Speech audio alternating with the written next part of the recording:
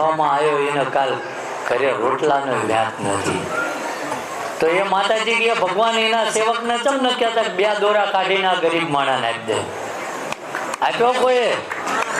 તો મૂર્ખ તમે બધાય છો. ખોટું બોલું છું? હા, એ તમારા ઘરે આવ્યા તો માર જેવો તો કે ભાઈ બાપુને ઓછામાં ઓછા 21,000 તો આપવા જ પડે. 10,000 આપી કેવો ના સારું લાગે? આટલા તો મૂર્ખ છો તમે. પણ જો એ પરમાત્માની અને સેવા કરવા નીકળ્યો હોય ને તો ઘરનું ડીઝલ બાળીને જાય. 9 વર્ષથી જવું એક વ્યક્તિ સાબિત કરે મને.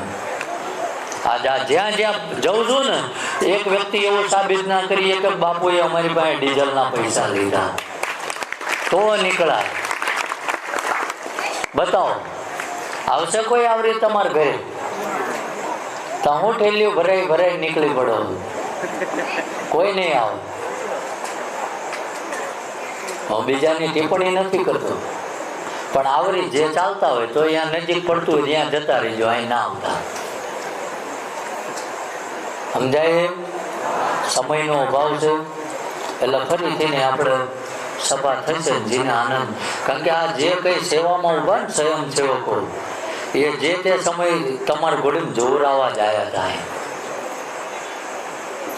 પણ કદાચ આ જગ્યામાંથી હાટીકડી વીણી હોય ને તો મારો ઠાકર જીવે ત્યાં લગીને એના પેઢીઓમાં કોઈ લાકડા ખોટાડવા ના દે.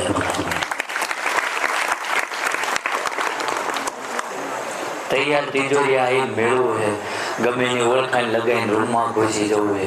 એમ મારો પરમાત્મા આંધળો છે? થઈ જશે? કોઈ ના થાય. જો આપણે 2 ડોક્યુમેન્ટ ખૂટતા હોય, બેંક લોન ના હાલતી તો ભગવાન પાસે લેવાની, એમ નામ મળી જાય? મળે? આજે સીધી સરળ જ વાત કરું, હું ભણેલો નથી ચાજુ. આપે છે બેંક તો પરમાત્મા આપશે. એને ખબર હોય તમારા બાપ દાદાએ કેટલાના બુશ માર્યા, બધી ખબર છે. અને કદાચ ધર્મ નીતિ એ ચાલતો હોય અને કદાચ એને દુઃખ આવી પડ્યું હોય તો એ પાપી છે એવું ના સમજી લેવું. પરમાત્મા એની પરીક્ષા કરતો હોય, મારો ભગત ડગતો નથી નામાં.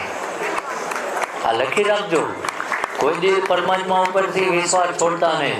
અને હું એવું નથી કહેતો ઘેર બેહી રહેજો પરમાત્મા દરાડા કરશે. ના, કર્મ કરવા દેજો. કર્મ કર્યા વગર કઈ મળતું નથી. કર્મ કરશો ને તો પરમાત્મા આપવા આવે. આપણા ઘરે ઉતારે પલંગમાં કઈ કોળી આપવા આવે ભગવાન? ઉભા થઈને રાંધવું તો પડે છે ને. માંદા હોય તો પાડોશી એક દી ખવડાવવા આવે, રોજ આવે?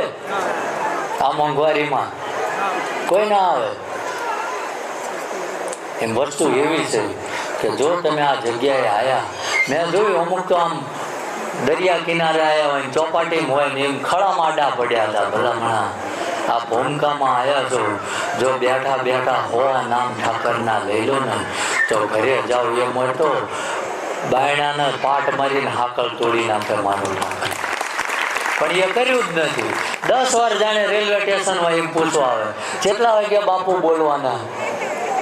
એટલે બોલવાની રાહ જોયા વગર તું ગણેશ માંડ દે, ભલામણા મારી રાહ જોવી નહીં પડે તારે. એની મારી એ ગોઠવી નાખે. કોઈ દાડો 25 નામ લેવા નથી પરમાત્માના. અને પછી એમ કે ભગવાને મને શું આપ્યું? આટલું મોંઘું શરીર તો તારા જેવા મૂર્ખાને આપ્યું છે, બીજું શું આપે? કોકને પૂછજો એક કિડની જતી રહે શું હાલત થાય.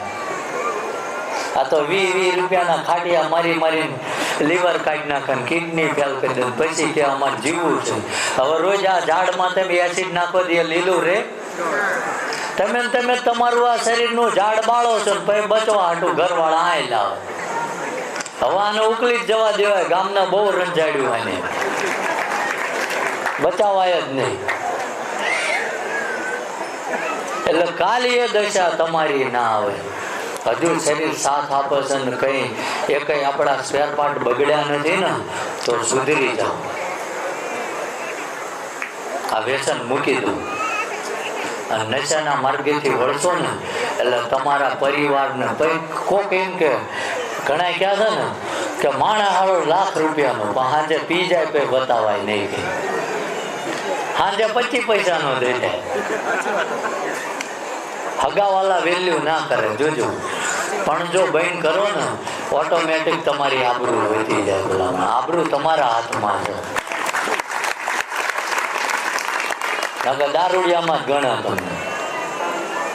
સાચું બોલું છું ખોટું?